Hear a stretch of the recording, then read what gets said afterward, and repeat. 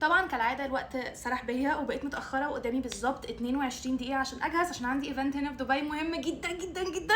فيلا بينا نبتدي. هستخدمها الهدى بيوتي برايمر، عايزه البيرفكت بيس، فقررت ان انا اجرب الايزي بلور برايمر.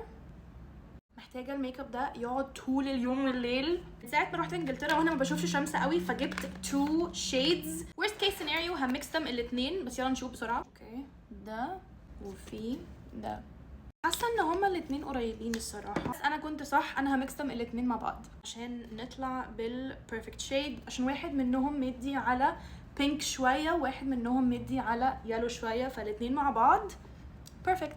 هو انا مخضوضه شويه، يعني انا كنت عارفه ان الريفيوز بتاع الفاونديشن ده تحفه، بس جماعه انا مخضوضه شويه.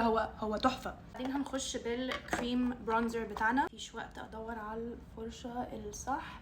كمان بحس ان البرونزر بيغير اللوك كومبليتلي.